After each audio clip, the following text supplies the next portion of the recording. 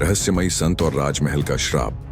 राजा विक्रम सिंह का राज्य समृद्ध था, लेकिन उनके महल के गुप्त कक्ष में छिपा एक भयावह रहस्य किसी को चैन से जीने नहीं देता था। कहते हैं सदियों पुराना एक श्राप महल के भीतर कैद था। जिसने भी इसे जानने की कोशिश की वह कभी लौटकर नहीं आया। राजा ने कई विद्वानों और तांत्रिकों को बुलाया, पर कोई समाधान न निकला। एक दिन दरबार में एक रहस्यमयी संत प्रकट हुए। उनका शरीर भस्म से सना था, लंबी जटाएं कंधों तक फैली थीं और गले में रुद्राक्ष की माला झूल रही थी। उन्होंने राजा की ओर देखा और गहरे स्वर में कहा, राजन, तुम जिस श्राप की बात कर रहे हो वह केवल एक अभिशाप नहीं, एक आत्मा का बंदी गृह है। जो भी इसे छेड़ेगा उसकी मृत्यु निश्चित है। राजा विक्रम सिंह ने दृढ़ता से उत्तर दिया, मैं अपने राज्य और प्रजा की रक्षा के लिए किसी भी परीक्षा के लिए तैयार हूँ। संत राजा को महल के सबसे पुराने भाग में एक गुप्त द्वार तक ले गए, जिसे पहले किसी ने नहीं देखा था। जब उन्होंने मंत्रों का जाप किया तो द्वार अचानक खुल गया। भीतर अंधकारमय वातावरण था और एक सर्द हवा चल रही थी। जैसे ही राजा ने अंदर कदम रखा,